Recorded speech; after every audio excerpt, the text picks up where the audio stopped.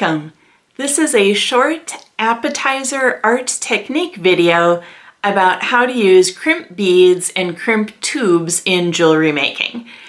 The purpose of these soft metal beads is to stop other beads from going further down a string, such as when you put a clasp on the end of a project.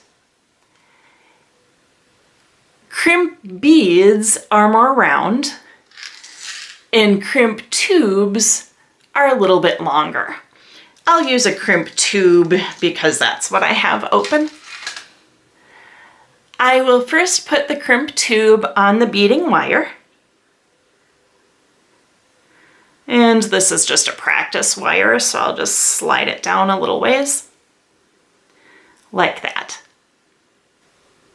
Next, I'm using a round nose jewelry pliers to squish the bead. And then flipping the pliers over, or the project over, to do it in both directions. In this way, no beads could get past that. You could be done there, or instead of that, or in addition to that, you could use a crimping pliers, a crimping tool. There's two notches in it. The one that's closest to the handle is a V notch that bends the bead, and then the one that's farther towards the tip rounds the bead into a circle.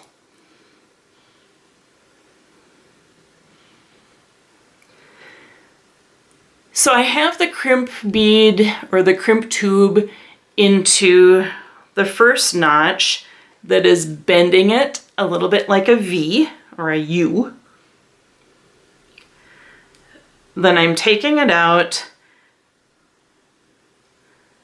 and putting it into the opening that's closest to the tip of these pliers.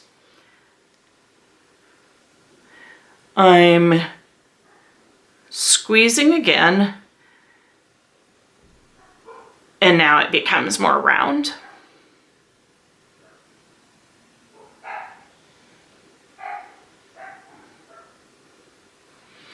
The benefit to having it more round is that it doesn't catch on things as easily if you're wearing a finished product of jewelry and it looks more like a regular bead. However, if you want to take this one step further, you can add a crimp cover that looks even more like a regular bead to cover up this crimp bead. I have the crimp cover in the pliers with the open side up, and now I'm adding the rounded off crimp tube into it and squeezing. There you have it, a crimp cover on a crimp tube, and it will stop any beads or clasps from going further down the wire.